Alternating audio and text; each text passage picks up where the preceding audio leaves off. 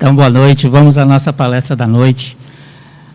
O tema é do livro do Espírito Joana de Anjos, que traz o título da palestra, que é Plenitude. Libertando do sofrimento é porque o livro trata todo ele da questão do sofrer e como se libertar do sofrimento. Então, é uma obra muito boa, mas que alguns espíritas podem torcer o nariz por essa obra, porque vocês vão notar, nós temos aí 3 capas desse livro, ele já tem a 4ª capa, mas algumas são assim, o que eu tenho é diferente dessas 3. Mas é um livro da série psicológica do Espírito Joana de Anjos, que traz aí a psicografia do Divaldo Pereira Franco. Na introdução, a gente fala que algumas pessoas podem torcer o nariz, porque é apresentado nesse livro uma análise dos vários tipos de sofrimentos físicos e morais.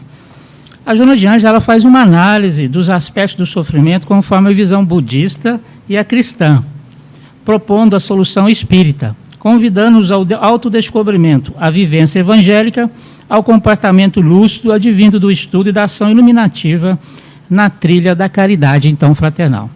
Quer dizer, ela vai mostrar os ensinos do budismo, conectá-los com o espiritismo, porque, de fato, são doutrinas muito mais antigas do que o próprio cristianismo, e a gente reconhece que, dentro dessas doutrinas, há o conhecimento sobre essas leis gerais da vida, que a doutrina espírita agora traz como seus princípios norteadores. Ou seja, não mais os dogmas, mas princípios que norteiam. E Allan Kardec deixa claro que a pessoa pode ser judeu, ela pode ser cristã, ela pode ser ateu, que ela poderia ser espírita ao mesmo tempo. Como? Porque esses princípios são filosóficos, ele pode adaptá-los à sua vida, estando diante de qualquer ou em qualquer denominação religiosa. É nesse aspecto que o espiritismo não é religião como muitos pensam que é. Ele é filosofia, como ciência de aprofundamento, ele tenta compreender os aspectos e explicá-los, e o que resulta disso é o aspecto moral transformador, que as pessoas pensam que é religião.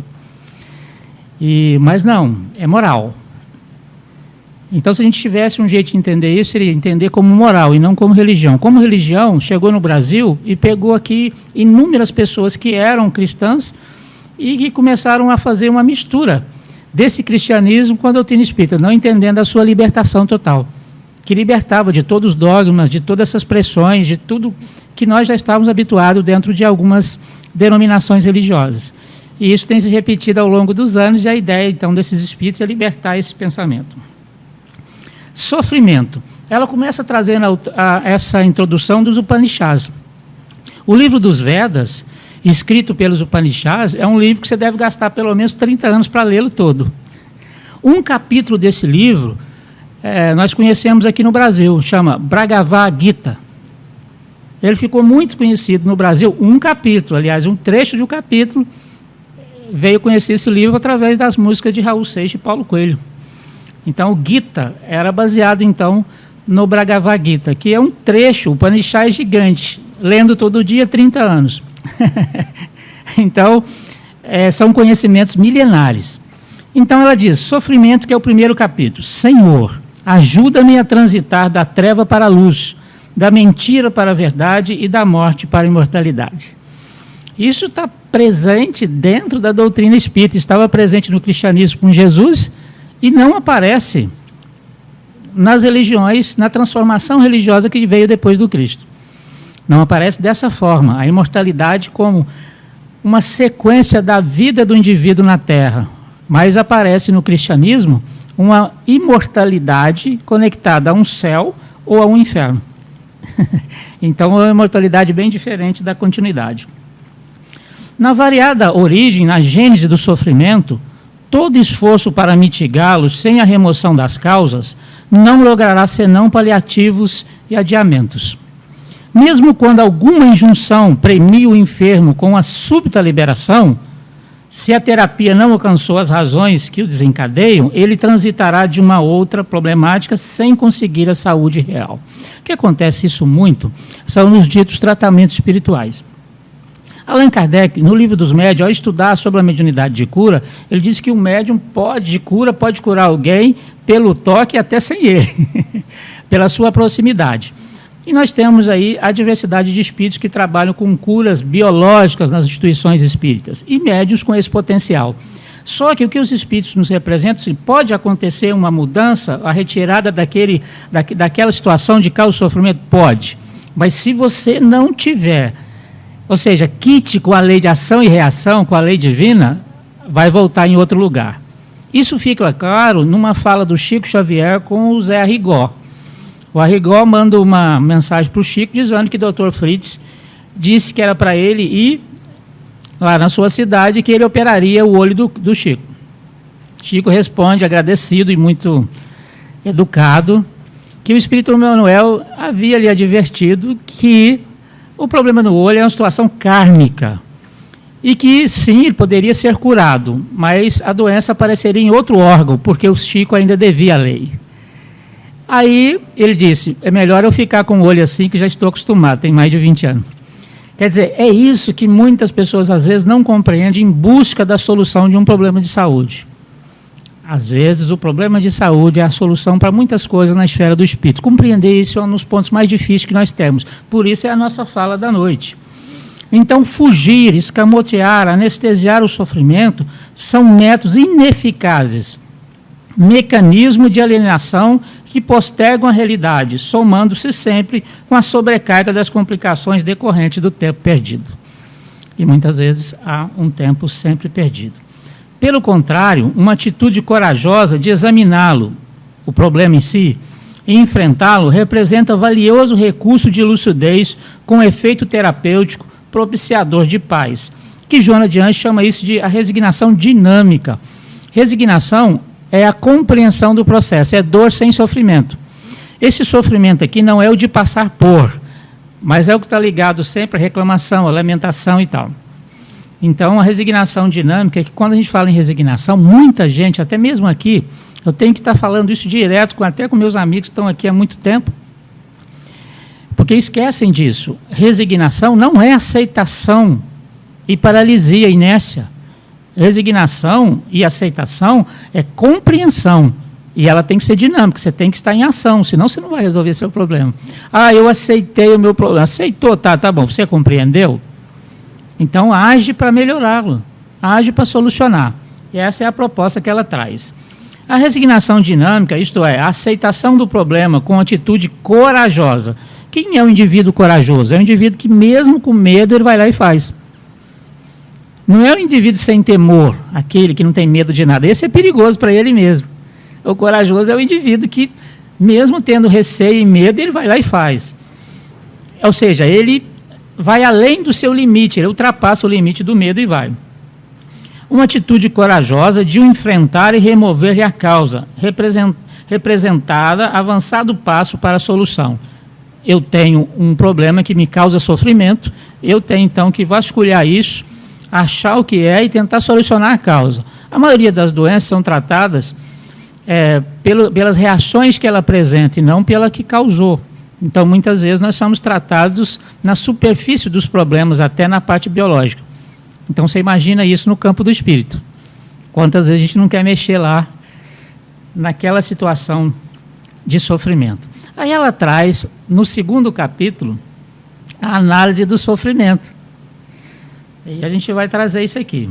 Ela diz assim, os fenômenos da vida podem ser comparados a um sonho, a um fantasma, a uma bolha, a uma sombra, a uma orvalhada cintilante ou um raio luminoso, e como tal deveriam ser contemplados.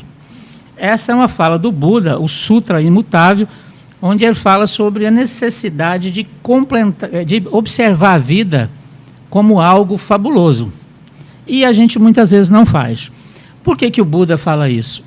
Porque pensar é energia. E tudo que nós pensamos se transforma em realidade energética no corpo espiritual e físico. Então, a maioria do que nós vivemos no mundo mental reflete na organização perispiritual. O espírito André Luiz fala isso no livro Nos Domínios da Mediunidade. Ele diz, o espírito quer, o perispírito transmite, o corpo executa e vice-versa. Ou seja, as reações que vêm para o corpo também repercutem no perispírito e chegam ao espírito. Então, a gente tem que entender que nós somos uma somatória.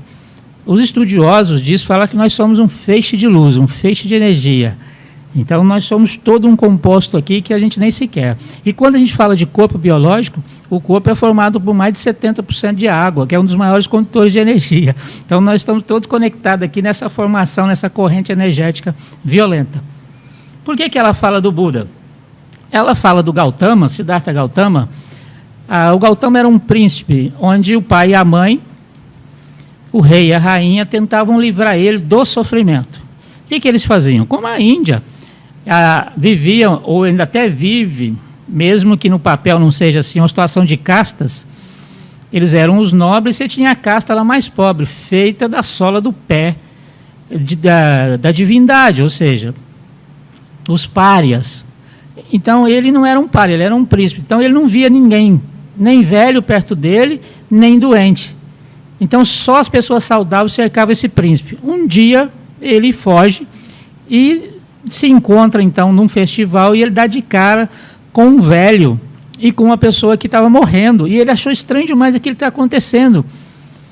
E ele percebeu, então, que aquilo era natural e foi escondido dele. Ele não sabia nada da vida. Aí ele resolve fazer o que a história trata de autoiluminação.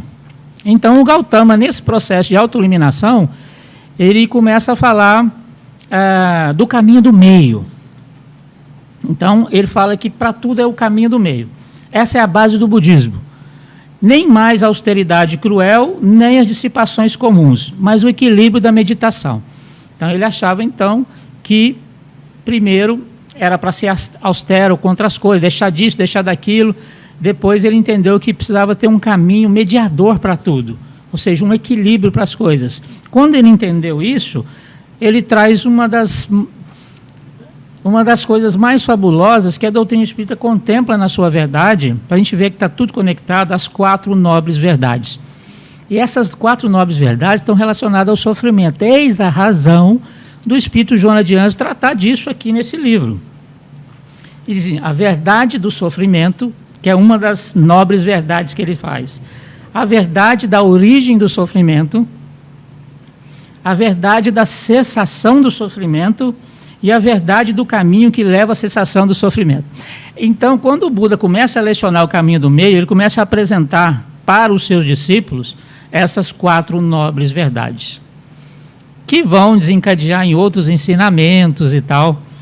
E, com certeza, ela pegou essa parte aqui, que cabe muito bem ao que nós vamos falar sobre o sofrimento.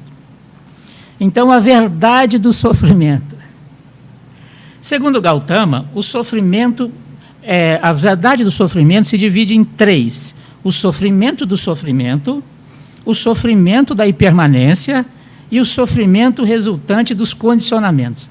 Isso está tudo dentro do que nós estudamos na doutrina espírita. Mas vamos destrinchar isso aqui. O sofrimento do sofrimento. A própria imagem já indica o que estou querendo dizer. É você colocar uma taxinha no chão e pisar em cima, ou seja, é o sofrimento que você gera para você mesmo. Então, o sofrimento do sofrimento é o resultado das aflições que ele mesmo proporciona. Ou seja, você tem um sofrimento e esse sofrimento, pelas suas ações, te proporciona mais sofrimento. É o sofrer do sofrer. E é incrível isso, né? Como é comum isso acontecer conosco. Aí ele diz o seguinte, aqui, Joana de Anjos, a dor macera os sentimentos, machuca mesmo, maltrata, desancoraja as estruturas psicológicas frágeis, infelicita, leva a conclusões falsas e estimula os estados de exaltação emocional ou depressão, conforme a estrutura íntima de cada vítima desse processo. Então, ela não nos coloca como vítima, mas dizendo que para cada um de nós pode ser diferente. Apresenta sob 2 aspectos esse sofrimento do sofrimento, físico e mental. Aí nós encontramos nas doenças biológicas, que decorrem também das doenças mentais. A conduta moral e mental dos homens, quando cultiva as emoções da irritabilidade, do ódio, do ciúme, do rancor, das dissipações, impregna o organismo, o sistema nervoso com vibrações deletérias, que bloqueiam áreas por onde se espraia a energia saudável. Então, Joana de Anjos corrobora com todo o ensino espírita quando diz o seguinte, eu pensei, construí e idealizei. Quando eu penso, eu crio uma forma. Allan Kardec, no livro Gênesis, no capítulo 14, quando ele fala sobre o pensamento, ele diz o seguinte, que o pensamento cria forma, reflete na organização perispiritual, onde um espírito pode ver em outro como se lesse um livro. Ou seja, cria uma forma. Então, tudo que nós somos está aqui, por isso que aqueles da nossa ordem ou acima conseguem saber quem nós somos, mesmo eu escondendo das pessoas que eu convivo. A realidade do que eu sou, como eu penso, mas esse que eu penso, tudo isso, reflete no meu corpo, espiritual e físico. É por isso que o budismo diz que ter raiva de alguém é como pegar uma brasa para tirar no outro. Ou seja, quem vai queimar primeiro sou eu. Isso é algo assim que parece que precisa ser falado de uma forma assim, mais rasgada, porque a filosofia parece que não tem chegado. Se fala filosoficamente, parece que ninguém entende. Se fala por parábola, todo mundo está se perguntando o que quer dizer ela. Então, olha, a raiva faz mal para você primeiro, todos esses sentimentos. Abrindo campo para a instalação das enfermidades, graças à proliferação dos agentes viróticos degenerativos que ali se instalam. E eu vou dar 2 exemplos.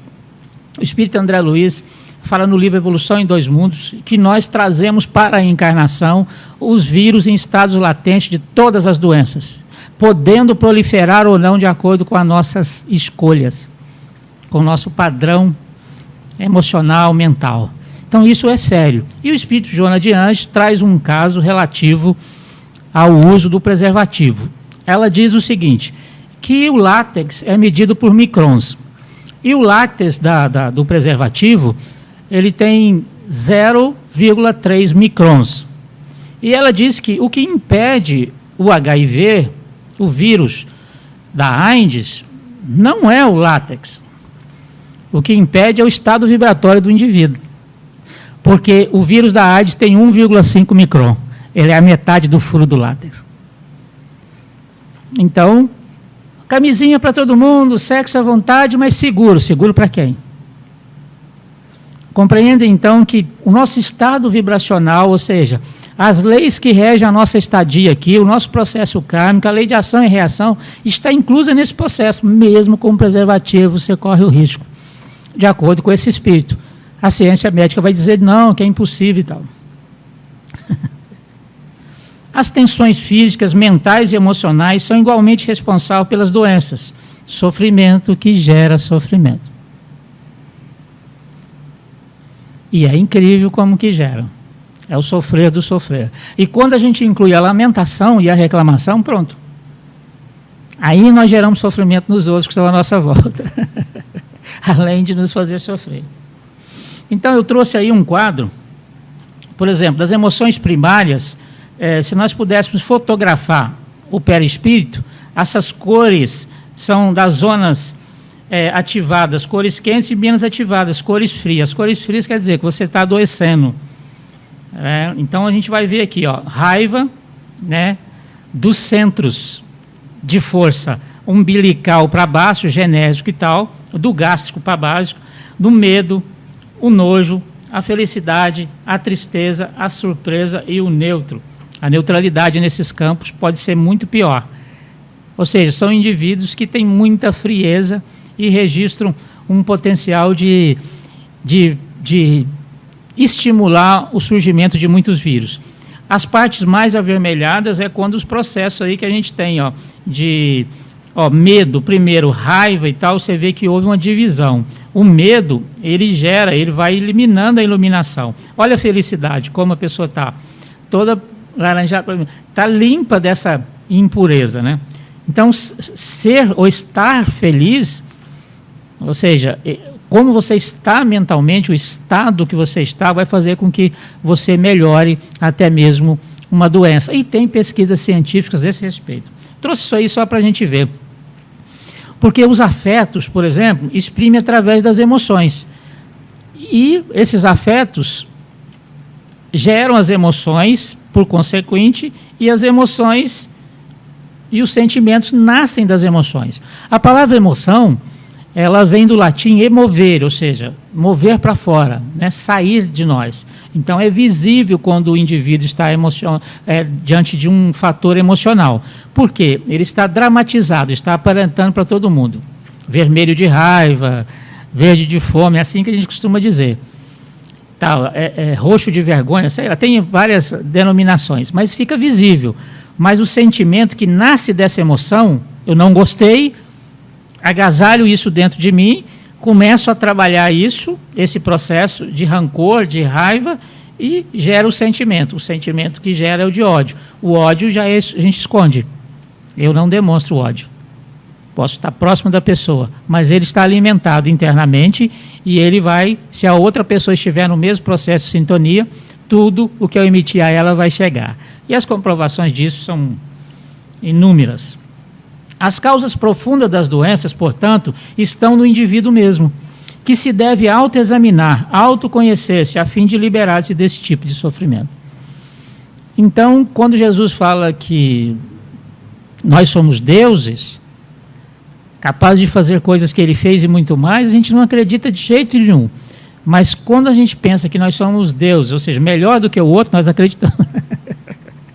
Então, nós somos um gerador de doença e não de cura. Mesmo Jesus dizendo, tudo está aí dentro de você, você pode. O sofrimento da impermanência, que é um dos problemas sérios.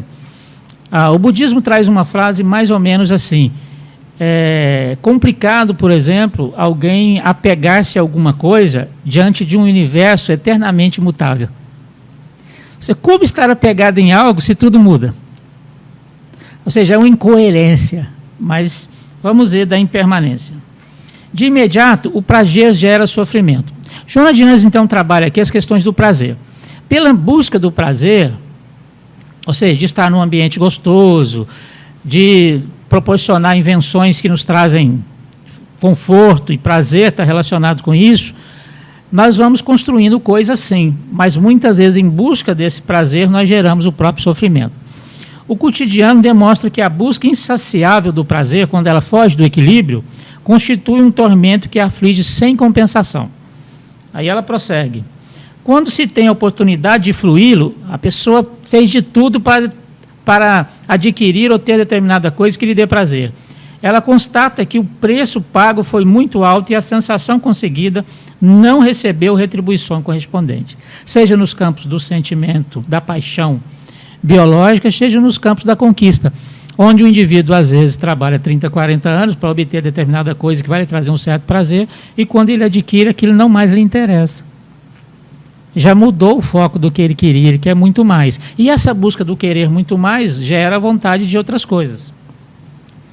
Há aquisições que proporcionam prazer em um momento para logo se transformar em dores acerbas, dores grandiosas.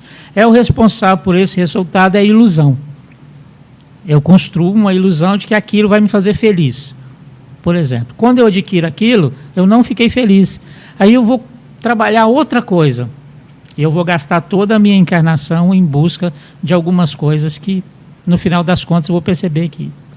E quando a gente fala isso, não é uma ideia puritana de que a pessoa não pode nada, que é uma besteira pensar assim. Eles falam sempre nos excessos. O equilíbrio é quando você domina aquilo, não aquilo te domina.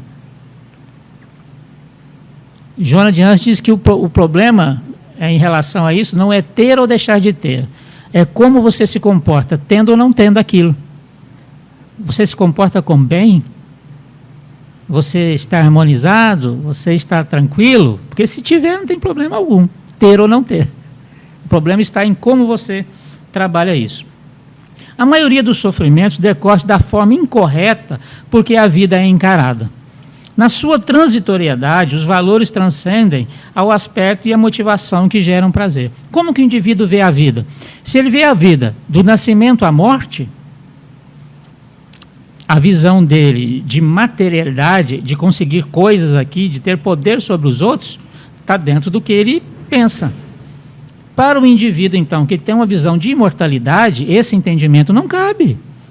Ele vai usar das coisas aqui para o seu crescimento, e ele sabe que vai continuar. Então, é a mudança de como nós vemos a vida que vai fazer o campo transformador. Então, quando o indivíduo chega no centro espírita, ele tem que ser recebido como ele é.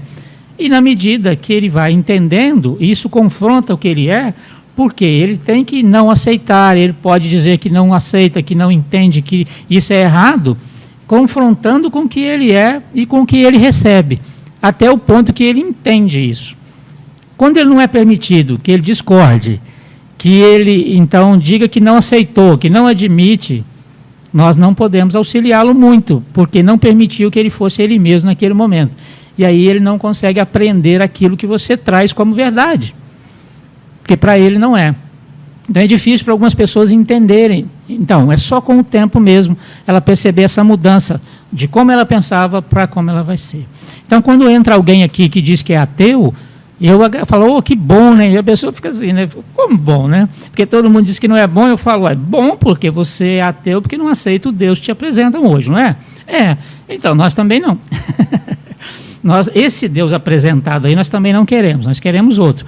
Você aceita que eu te apresente outro sem intenção de mudá-lo? Ou seja, e você pode continuar sendo ateu. Aí brinco sempre com uma frase do espírito Leon Denis. É melhor um ateu que produz o bem do que um cristão que não o faz. E isso é um fato, né? Esse é o sofrimento da impermanência das coisas terrenas. Elas esfumam-se como palha ao fogo, atiçado pelo vento, logo se transformando em cinza flutuante no ar. Então você, eu tenho uma casa, eu tenho um carro, eu tenho uma esposa, eu tenho filhos. Você não tem nada disso, você detém. Detém porque é temporário.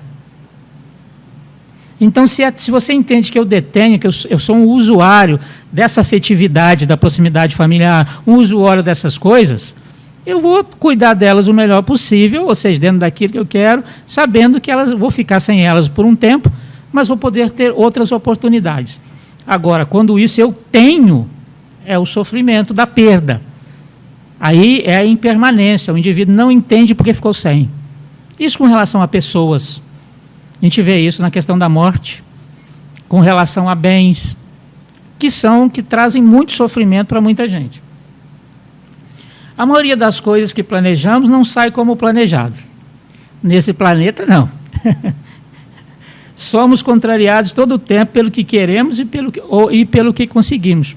Ou seja, nós queremos uma coisa e conseguimos outra. Nós pedimos a Deus uma coisa e Ele nos dá o que nós precisamos. Nós não entendemos o que nós precisamos, porque nós queríamos aquilo. Eu sempre penso, se Deus nos desse tudo o que nós queremos nesse estado evolutivo, nossa, nós estávamos perdidos. Perdido. Porque a gente ia querer cada coisa, cada um ia querer uma coisa. Tem gente que faz oração para Deus acabar com o outro, para vocês terem uma ideia de como o mundo funciona. Deus, quero que você tirasse essa pessoa da minha vida. Como você vai orar para Deus pedindo que ele faça mal a alguém? A sua ideia de Deus é deslocada da realidade. O sofrimento resultante dos condicionamentos. Quando fala de condicionamento, está claro o processo educativo, o processo de convívio social, aquilo que a sociedade forma e o que o núcleo familiar forma. Porque a família é a célula matriz da sociedade. Então, nós somos condicionados por uma série de coisas. Hoje nós temos o condicionamento da beleza, do poder, da riqueza, da sexualidade. Nós temos alguns condicionamentos. O sofrimento resultante dos condicionamentos abarca a educação incorreta, a convivência social pouco saudável que propiciam agregados físicos e mentais contaminados, que nós recolhemos da troca da nossa convivência. Quando os espíritos falam para Allan Kardec que a educação gerará plantas novas, se aplumarão plantas novas, com a transformação de caracteres, ou seja, o caractere numa máquina de escrever é a letra, no computador é a letrinha, é um caractere. Então, esse caractere sendo transformado, ou seja, modificado, os pradões impressos em nós, quando modificados, aplumarão plantas novas, nós seremos pessoas novas. Essa educação bem entendida. E ainda falam para ele, não é inteligência, é educação. Estamos falando de moral. Aí o Kardec, captei aqui, captei que é moral. Então, é a moral que faz isso. Escala de valores totalmente alterada nesse momento na Terra, em muitos lugares. O imediatismo, para tudo, gente, até mesmo para resolver os problemas. O indivíduo levou 10 anos arrumando um problema, depois ele vai no centro espírita e quer que resolva em uma reunião. Eu tomei um passe lá, não resolveu de nada. Já pensou se a gente resolvesse com um passe? Você fazer isso em você mesmo, ó. Para que você ia ficar? Então, ele não consegue aceitar que ele vai ter que trabalhar contrário a isso. É um indivíduo que fumou 30 anos e quando o médico diz para ele que ele tem que parar, ele pergunta, em 2, 3 anos eu já vou estar tudo bem, como se o pulmão fosse reconstruído, como o fígado é, muitas vezes. Ele disse, não, você vai gastar o mesmo tempo para ter mais 30 anos, para você ter uma qualidade de vida razoável. Como? Claro, é uma vela. Ela foi queimando, onde ela para de queimar, ela não cresce, ela queima só para baixo. Então, você desgastou. Isso, o tônus vital, o corpo, tudo assim. A questão do vulgar, a educação muito relacionada a uma sexualidade doentia, do que mesmo vulgarizando tudo, às vezes as situações de ódio, de assassínio, de crime, ou às vezes o vulgar relacionado às condutas das pessoas. O promíscuo, ou seja, o que você mais vê, por exemplo, nas televisões são cenas totalmente desagradáveis, que acontecem na vida comum, mas desnecessárias nos programas até onde as crianças estão presentes, fazendo com que haja uma libertinagem e não uma liberdade.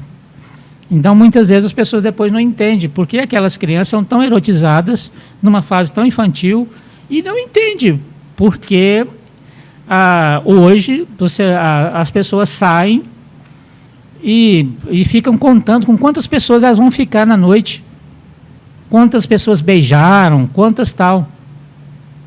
Se elas fizeram um estudo básico sobre essa questão desses relacionamentos, ela vai entender que seria nojento você sair beijando 10 bocas diferentes sem saber quem é. Imagina os relacionamentos baseados apenas no sexo, na obtenção do sexo, do prazer sexual. Ele é gerador de desequilíbrio. Há uma troca energética tão grande numa relação sexual que o indivíduo não sabe a respeito disso. Diz os espíritos que abre-se uma tranca energética de alma para alma. A troca é tão gigantesca que muitas vezes, quando há um processo de traição conjugal, geralmente, muitas vezes, as mulheres, elas percebem que há uma diferença no indivíduo, porque ele trouxe a energia da outra pessoa junto. E assim vice-versa, o homem também pode perceber que há algo estranho. Então, isso é comum e precisa entender-se isso. Não com puritanismo, que não se pode transar, na expectativa que o jovem de hoje vai casar virgem aos 20 anos, esse tipo de coisa que não vai acontecer. O poder transitório, o que nós estamos vendo aí na política, é indivíduos desconectados da realidade do auxílio ao seu país, querendo auxiliar a si mesmo e querendo se manter em cima de um poder transitório. Qualquer um de nós pode morrer de um minuto para o outro, e eles não pensam assim. A força, ou seja, quem pode mais, que mande e fale mais alto. Então a gente vê que é um problema sério. Estou correndo aqui porque está muito assunto, né? Então a gente vai formulando as ideias. Ao mesmo tempo, a contaminação psíquica e física derivada dos condicionamentos doentios dos grupos sociais e dos indivíduos promove o sofrimento que poderiam ser evitados. Muitos jovens hoje entram na bebida e tal, e não quero falar que a doutrina espírita não é contra a bebida, não é contra cigarro, não é contra a droga, ela é a favor da saúde.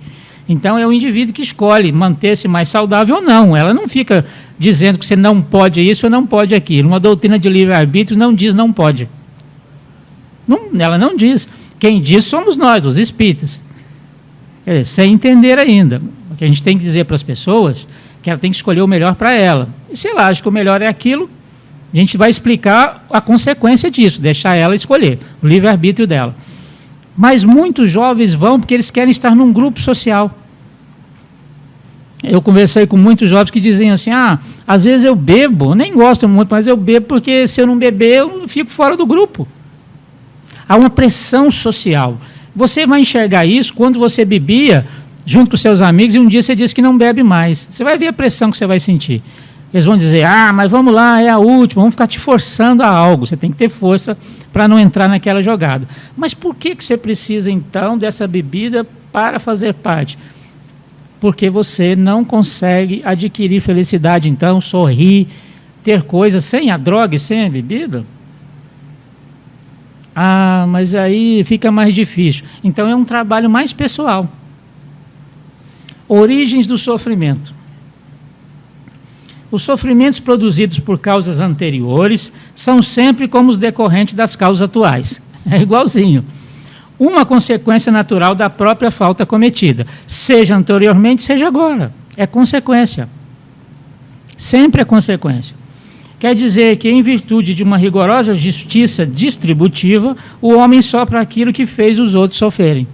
Diz o Espírito Emmanuel, que nós estragamos tudo em atacado e pagamos no varejo. Ou seja, para desequilibrar, nós fazemos em atacado. Na hora de pagar, Deus vai e põe no varejo. Ou seja, a gente vai pagando as prestaçãozinhas, igual um carnê das Casas Bahias, como diz o pessoal, né? Inúmeras prestações, reclamando ainda. Isso está no Evangelho, capítulo 5, no item 7, de Allan Kardec. O budismo ainda apresenta duas condições para a origem do sofrimento. Aí eu fiz uma intercalação aqui no que ela trouxe. Interna e externa. Resultando daí outras duas ordens, kármicas e as emoções perturbadoras. Aqui eles mostram uma situação diferenciada, mas se analisadas, ele mostra o quê? A kármica, ou seja, a origem do passado, com uma visão diferente da reencarnação. A visão de que muitos têm é uma visão que fala que o indivíduo pode retomar em formas inferiores da criação, chamado metempsicose. A reencarnação propriamente dita, ninguém regride. Ou seja, você só volta na forma, né, de espírito, numa forma hominal e tal. Não há uma regressão. O que você já conquistou, continua. Muitas vezes, para os indianos, os Upanishads e mesmo o budismo, muitas vezes o indivíduo pode voltar em seres inferiores da criação. Por isso que em muitos lugares você vê lá a vaca sagrada, os animais e tal, e tal. Pode ser um familiar, né? Então você não vai fazer aquilo. Então, kármicas e emoções perturbadoras. E o que são emoções perturbadoras? Justamente o que nós fazemos hoje, que pode resultar no sofrimento de agora, e não só o passado. E o que a gente tem que entender é que existe um determinismo divino, que vem diminuindo na medida que o livre-arbítrio vai aumentando, a razão vai trazendo o conhecimento, o homem vai aumentando o livre-arbítrio. O nosso livre-arbítrio é limitado, ele não é pleno, nós não somos Jesus para ter um livre-arbítrio pleno, conhecimento de tudo. Então nós temos determinismo no nascimento, na morte e na reencarnação, ou seja, para os espíritos da nossa ordem, nascer, morrer e renascer é um determinismo divino para o aprendizado. O determinismo, a fatalidade, a única que nós temos é chegarmos à perfeição. Estamos destinados, fado, fatalidade, destino de fatal, como diz o dicionário. Nós vamos chegar lá, independente do tempo. Todos vão chegar. Isso me deixa muito feliz. Porque é uma das coisas que mais consola é saber que você vai chegar lá. Quando diz que você vai, é porque você tem dentro de você tudo que possibilita. Se entender assim, você vê que pode gastar o tempo que for, você não vai ficar de fora dessa determinação, dessa fatalidade divina. Isso é muito bom. A outra coisa é o livre-arbítrio, conquistado através da evolução. A opção por como e quando agir libera o espírito do sofrimento ou prende-o nas suas garras. Joana de Anjos escreve assim, agrilhou nas suas tenazes, né? Precisa de um dicionário para trabalhar com Joana, né? Mas prende o indivíduo nas suas garras. Olha, então você tem, pelo livre-arbítrio, a capacidade de se livrar do sofrimento ou ficar preso nele. Ah, mas Deus, o que eu fiz para Deus? Não, Deus não está te julgando, não vou te julgar nunca, não é Deus que julga. Quem julga são as leis divinas. Você escolheu, tem uma reação, a reação é proporcional à sua escolha. Ela é o resultado dela, é consequência dela. Como consequência, é você mesmo o agente da lei. Por que Deus fez isso comigo? Não fez, não, para com isso. Os sofrimentos humanos de natureza kármica podem apresentar sob dois aspectos que se complementam, provação e expiação. Na provação, é a experiência requerida ou proposta. Você pediu ou alguém propôs para você. Olha, estou aqui bem, estou equilibrado, será que dá para eu retomar aquela questão lá que eu preciso reparar? Que eu preciso refazer? No capítulo 7 do livro Céu e Inferno, no Código Penal da Vida Futura, os espíritos falam que você então tem 3 momentos. É o arrependimento, você precisa da expiação do processo e a reparação. Não basta só arrepender. Você vai ter que expiar a falta e reparar o dano causado. Então, não adianta só, desculpa aí pelo que eu fiz. Você vai ter que resolver o processo. Então, eu escolhi e tenho força agora. Então, antes do renascimento, isso acontece. Então, você vem por uma proposta dos espíritos, instrutores, ou porque você, sabendo, você pede. Escolhe seu corpo, tal, como que você quer vir, a família, a estrutura. Depois a gente chega aqui e reclama de tudo. Não admite. Então, conhecer isso é muito importante para que a gente não reclame dessa situação. Senão, não entendendo o sofrimento, nós não vamos sair dele. Pode-se identificar essa providencial escolha na resignação e na coragem. Então, nós chamamos da resignação ativa, né? Providencial escolha na resignação e coragem, demonstrada pelo educando e até mesmo na sua alegria diante das ocorrências dolorosas. Quando fala isso, o pessoal acha que você vai ficar rindo da dor. Não é isso, não. É a compreensão que faz com que você fique sereno. Agora, a dor vai continuar existindo. Ela não vai deixar de doer. O que vai fazer a diferença é como um enxerga essa dor e compreende e o outro não. A expiação são impostas irrecusáveis, ou seja, vai impor para aquele que não quer e ele não pode recusar. Por constituir a medicação eficaz, a cirurgia corretiva para o mal que se agravou. Aí ela fala de uma série de doenças, mas também abre um adentro dizendo, também nessas doenças vamos encontrar o indivíduo que escolheu passar pela prova para auxiliar o entendimento de muitos e também para solucionar questões suas do passado. Quer dizer, dentro das doenças nós vamos encontrar o indivíduo em expiação e o indivíduo que está em provação. Na maioria, a expiação. Como que você vai reconhecer isso? O Evangelho, no capítulo 6, deixa claro isso. O indivíduo que está em prova não reclama. O indivíduo que sempre reclama está em expiação. É fácil demais. Cada ser vivo com a consciência que estrutura. Ela deixa claro, cada um aqui está com a consciência que construiu, estruturado do jeito que fez no passado. E o seu futuro vai ser o que você fizer hoje, que é uma proposta violenta. Enquanto as provações constituem forma de sofrimento reparador, que promove as expiações, apenas restaura o equilíbrio perdido, reconduzindo o delituoso à situação que se encontrava antes da queda brutal. Por incrível que pareça, eu nunca tinha ouvido desse jeito. Que a expiação, enquanto a prova ela faz você crescer, a expiação só retoma o seu equilíbrio perdido. Por exemplo, antes de você cair na queda brutal, você estava de um jeito. Com a expiação, você vai voltar àquele jeito. Tipo, nova chance para você agora. Agora você pode crescer. E muita gente, então, muitos de nós caem nessa expiação, aumentando ainda esse buraco, esse distanciamento. Causas atuais dos sofrimentos. Quando o homem o busca mediante a irresponsabilidade, a precipitação e a prevalência do orgulho. É o problema de hoje. Precipitação, busca irresponsável e predominância do orgulho, que faz a maioria dos problemas de hoje. Isso é visível, eu olho isso em mim, enxergo isso em mim, consigo ver isso. A consequência de muitas escolhas baseadas no orgulho. Determinante de muita dor. Então, quando você começa a compreender isso, a dor deixa de ser tão grande. Ela continua doendo, mas deixa de ter aquele processo de sofrimento. Na raiz de qualquer tipo de sofrimento, sempre será encontrado como seu autor o próprio espírito, que se conduziu erroneamente trocando o mecanismo do amor pela dor, no processo de sua evolução. Às vezes no centro espírita chega alguém que gosta de outra pessoa, trazendo essa pessoa tão preocupada que ela quer que você faça um atendimento diferenciado, e às vezes passe na frente a isso, porque aquela pessoa é querida dela, precisa entender sobre sofrimento. Porque a maioria somos nós os agentes dele.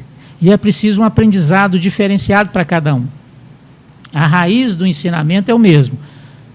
Talvez para aquela pessoa o princípio seja aprender a esperar, aguardar pacientemente. Mas às vezes nós mesmo impulsionando, a gente vê nos campos da obsessão. Não, põe o nome aí de fulano, porque o fulano é meu amigo, é minha amiga e tal. Às vezes o fulano nunca vai vir.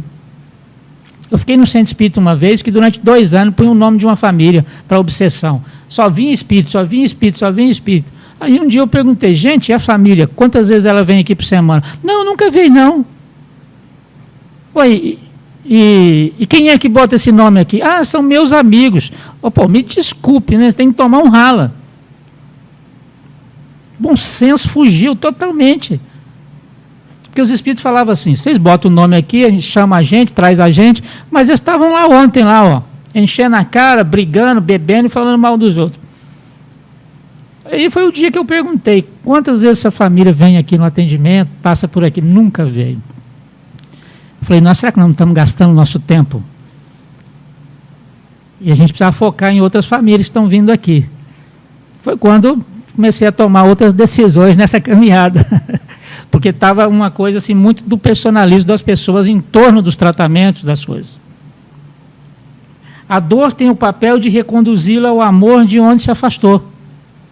O papel da dor, quando a gente afasta da lei de amor, a dor vem mesmo, batendo forte. Então, ela vem para fazer com que você volte de novo para o amor. É fácil entender que toda vez que eu firo, eu infrinjo a lei do amor. E entro na lei de ação e reação. Então, a cessação do sofrimento.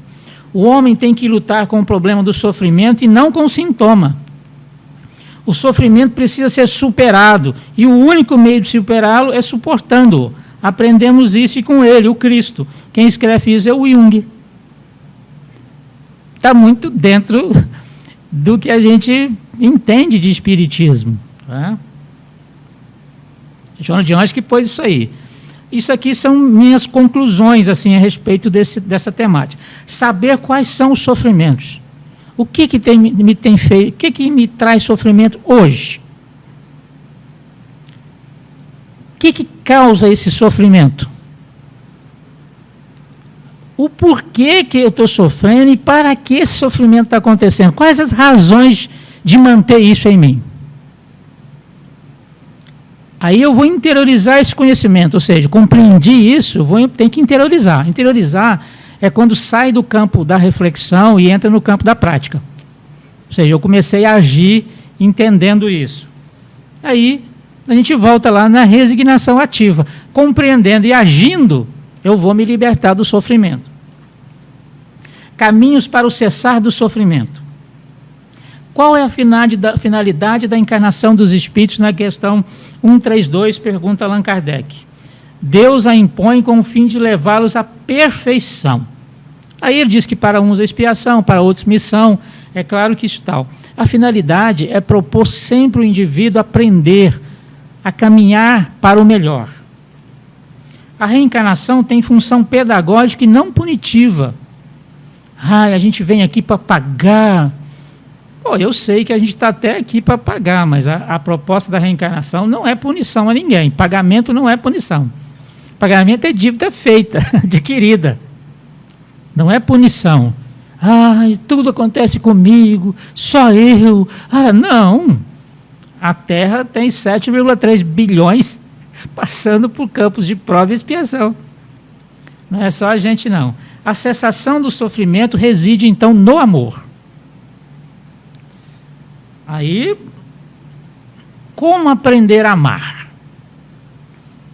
No finalzinho aqui eu venho concluindo, trazendo umas questões para reflexão. Se é na cessação do sofrimento, é no amor, como aprender a amar? Aí, a gente já está caminhando aqui para o encerramento. Mestre, qual o mandamento maior da lei? Jesus respondeu, amarás o Senhor de Deus de todo o teu coração, de toda a tua alma e de todo o seu espírito. Este é o maior e o primeiro mandamento. Como você vai amar isso? Com tudo que você tem, com tudo que você sabe, com tudo que você é, usando as suas forças. Como encarnado, ou seja, com a alma encarnada e no campo do espírito, compreendendo a sua condição de ser imortal, individual. Aí ele completa, e aqui tende o segundo semelhante a este, amarás o teu próximo como a ti mesmo. Toda a lei e os profetas se acham contidos nesses dois mandamentos. Eu amo Deus? Não. Amo o próximo? Não estou amando muito, não. E você, eu me amo? Também não. Então, espera aí. Qual é o princípio de tudo isso? Eu preciso me amar. Se eu não me amo, eu não amo o próximo, não amo a Deus. Se eu me amo e amo o próximo, eu amo a Deus. Não preciso nem falar nada sobre Deus. Então, eu preciso me amar. Como me amar sem me conhecer? Porque eu vou ter que me aceitar, me perdoar. Então, preciso de um trabalho de um olhar mais profundo sobre mim. Quando eu me olhar e me conhecer, eu vou olhar o outro, o próximo, e pensar, fulano é como eu.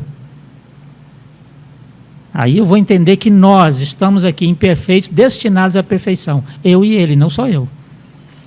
Aí talvez eu consiga entendê-lo e amá-lo. Mas o princípio de amar a Deus reside no amar a si mesmo. Então esse é um trabalhão.